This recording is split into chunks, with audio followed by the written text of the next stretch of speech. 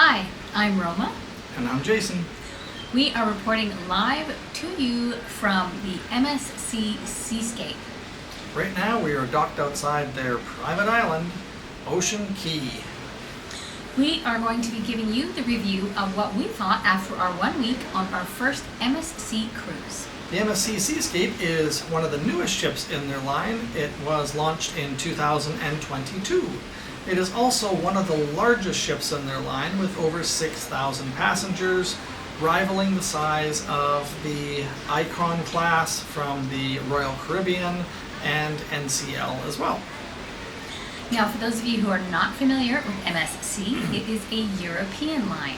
MSC stands for Mediterranean Shipping Company, based out of Italy. It is not as big in the American market yet, but they are making headway, bringing in more ships and developing new ports.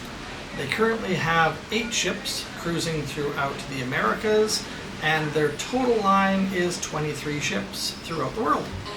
Our first impressions of this particular MSC ship.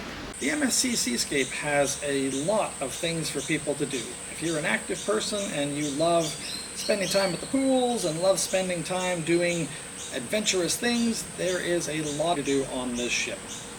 Overall, the Seascape has 6 pools. They have the main pool, which is the marina pool, located on deck 18. Now that is a good-sized pool with 2 hot tubs and a giant screen that they show movies on in the evenings. Also connected to that pool is the Pirate Cove Aqua Park that will be an absolute favorite for your kids. There are 2 multi-story aqua tube water slides, so these are great fun for kids and people who are older but feel like they're a kid at heart. Another pool on this ship is the Jungle Room pool. It has the Magradome, which is a giant retractable roof. So this pool can either be an indoor pool or an outdoor pool, depending on the weather. Also in this area are 2 hot tubs. Now, my favorite pool in this particular ship was the infinity pools. They do have a quiet, adults-only pool in the aft of the ship, so the back of the ship, on deck 8. And this was a great space. We actually used it a lot. It's not a deep pool, so there's no diving. You're kind of just lounging in the pool. But it was quite quiet, and it was a lot of fun. This was a great little escape, and again, it's an adults-only area, but at no additional cost. And if you're a person who is a Instagram person, it is well known as being a great area for some fantastic Instagram-worthy photos. Another pool on this particular ship is in the yacht club area. Now this is reserved for guests who book in the yacht club suites. It does come with a pool, a private sun deck, and a private hot tub with 360-degree views of the ocean and the ship. In terms of the decor, the Seascape is a beautiful ship, especially in the atrium area. The atrium area is open from deck 5 right the way through deck 8. In that area you will find lots of Swarovski crystal, metal, light-colored woods. The actual atrium is outstanding. It's a beautiful, beautiful area. The atrium is very bright, as it has a lot of natural outdoor lighting and is again very open. Particularly, Jason loved that they have crystal stairways all throughout the atrium, which are stunning and great opportunities to take photos. Yes. We've been on other lines that tended to be a little more demure in these areas, and frankly we found that they were pretty hard to find a great spot to take a picture. One of the other nice things about this cruise ship that we're on now is with the atrium going from floor 5 to floor 8, it's nice because on the outside of the open area on each level you'll find great floor-to-ceiling windows and very comfortable seating areas where you can actually sit, and it's quite quiet and it gives you a nice area to have conversations with people without any music blaring in the background. Something we found different about this ship in the atrium is that there is live music playing, but it's much more subdued than we have seen on other ships. We have seen guitarists, steel drum, we have seen saxophone, but they're all very subdued, so it allows you to continue your conversation with your company in the atrium, allowing it to be a very comfortable space. One of the other nice things that we found that wasn't quite as prevalent on this ship as we've seen on other ones is karaoke every night. This is probably not your karaoke ship. It wasn't as prevalent here. Again, this is more of a European crowd, Latino, South American, and Brazilian crowd during the month of August. Not as many of them are keyed up for karaoke. Now let's talk about the spa. This is something we try and take advantage of on the ships, especially on port days. A lot of times they will have specials. And so we took a look at this spa and we did take advantage of one of their day packages. Their spa is really fantastic. It has a pool, a hydrotherapy hot tub, 2 regular dry style saunas, as well as 2 steam rooms. And these are different temperatures so you can find where you want to be.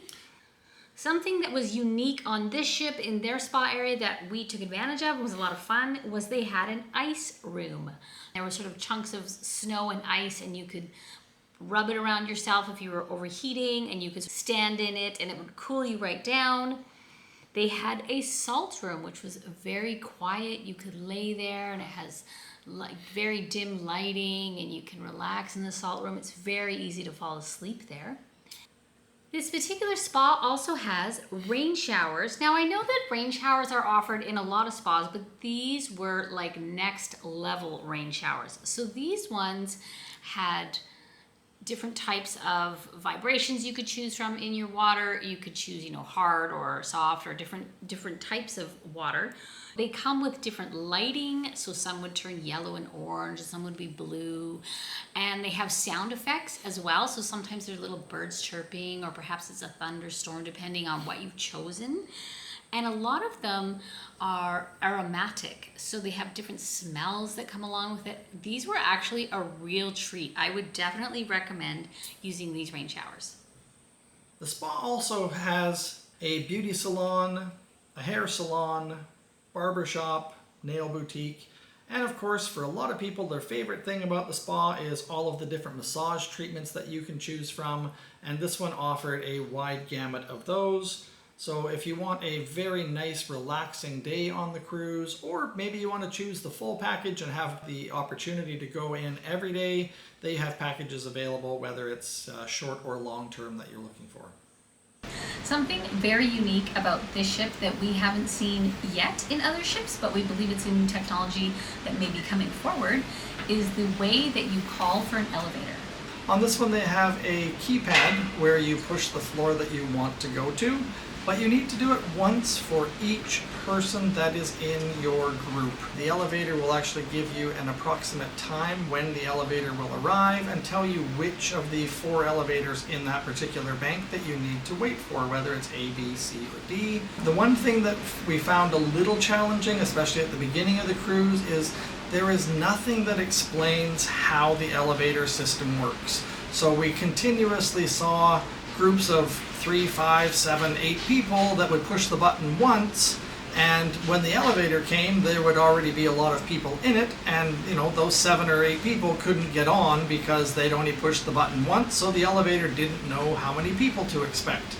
The nice thing actually from that elevator system is we found that it didn't stop on every floor at that point, because of course it was only going to the floors where people were actually getting off or getting on the elevator. But we found quite often it would only have 1 or 2 stops before it got to our floor, as opposed to maybe 7 or 8 that we might see on other elevators on other ships. So although the system is maybe a little bit more complicated than we're used to, as you pre-select your floor number before getting on the elevator, and you do have to select how many people are going on the elevator, perhaps this is a new technology that will create a faster elevator. The other thing that was a little strange was when you were at the back of the ship, the elevator would only go from floor 8 and up, and there wasn't an option to take the stairs. So our particular room was at the back of the ship, and we didn't have an option to take stairs other than if we walked right to the middle of the ship and got those particular set of stairs. There wasn't an option from the back to do stairs either going up or down. So something else to keep in mind if you happen to choose a room at the back of the ship, be prepared that your walks can be a little long. Let's talk about some of the differences we noticed on MSC versus some of the other cruise lines that we have used before.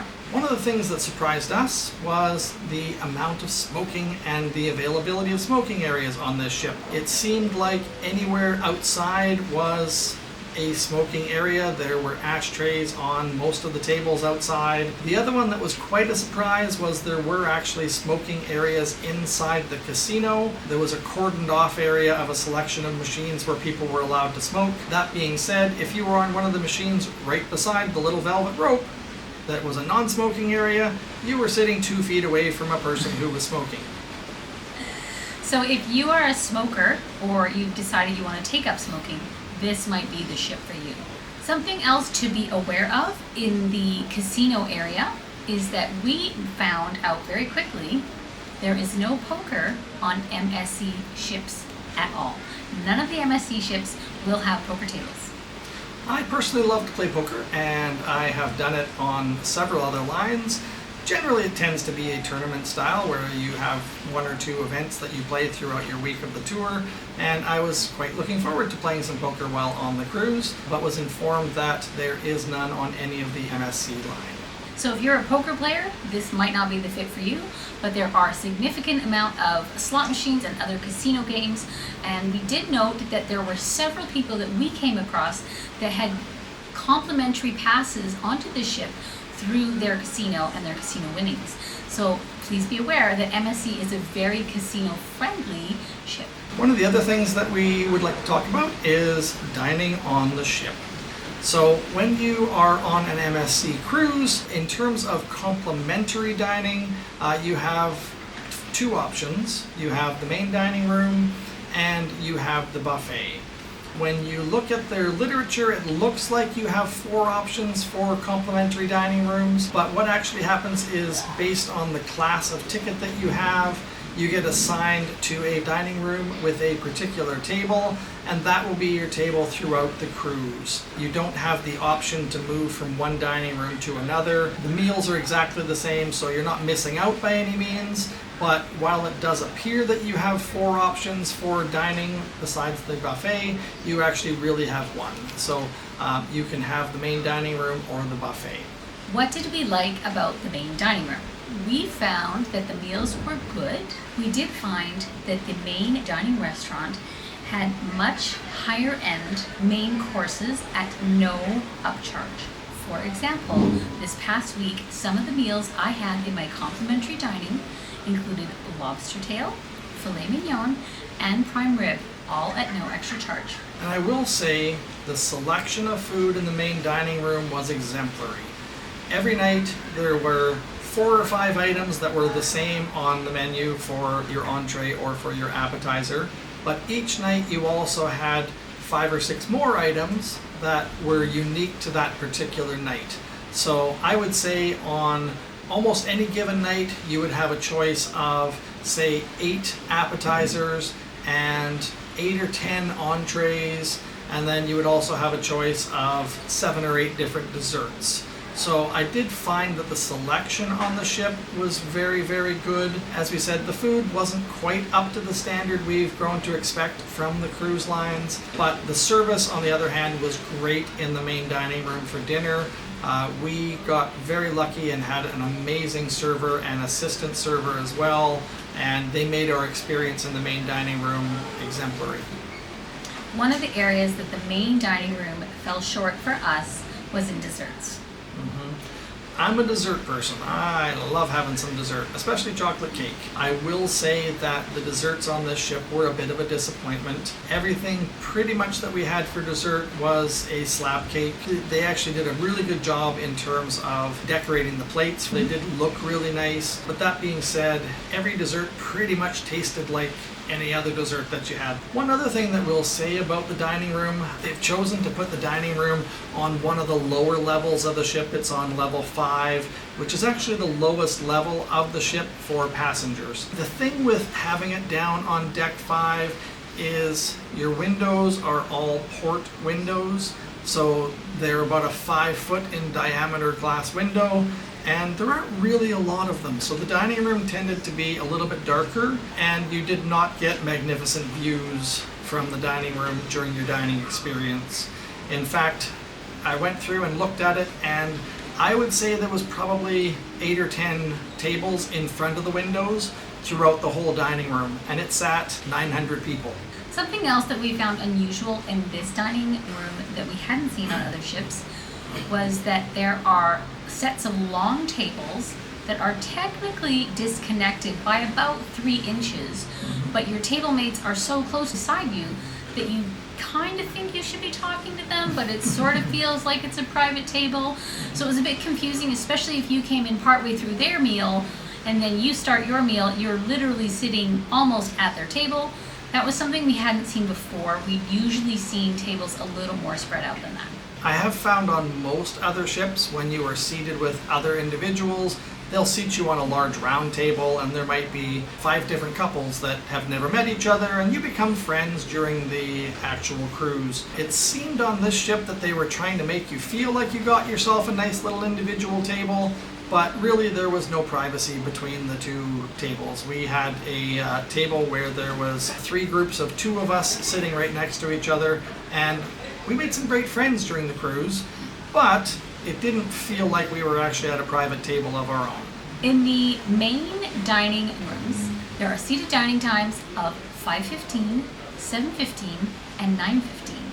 Now again, this is a European cruise line where there tends to be a lot more Europeans and Latinos, so therefore a lot of the clientele who are cruising prefer the later dining times. If you are someone who likes a later dining time, you may want to book that in advance.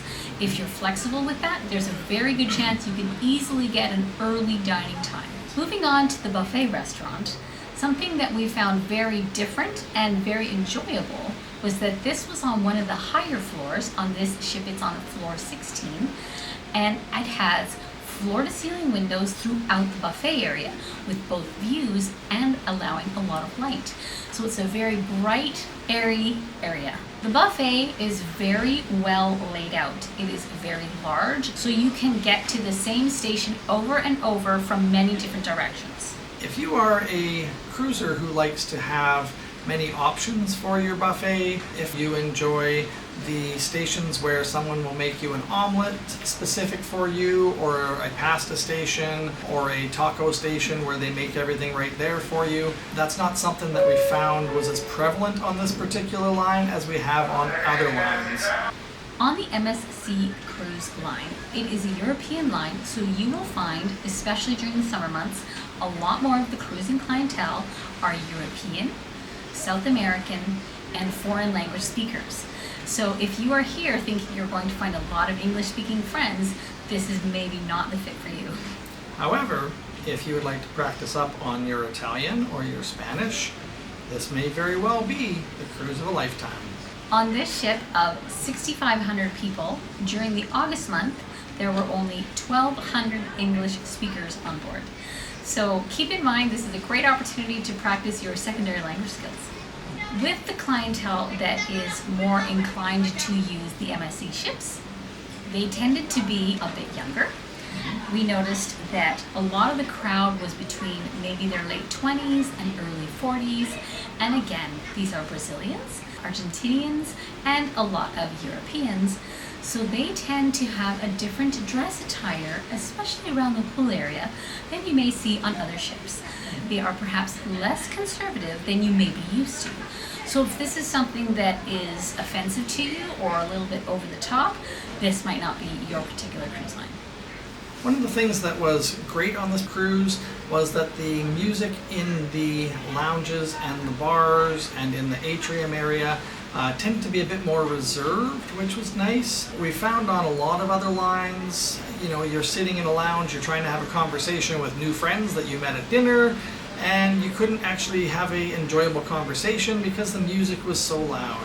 On this particular line, we found it to be a lot more reserved. It was quiet. It was a background music as opposed to competing for attention, which it seemed like everybody really appreciated on board.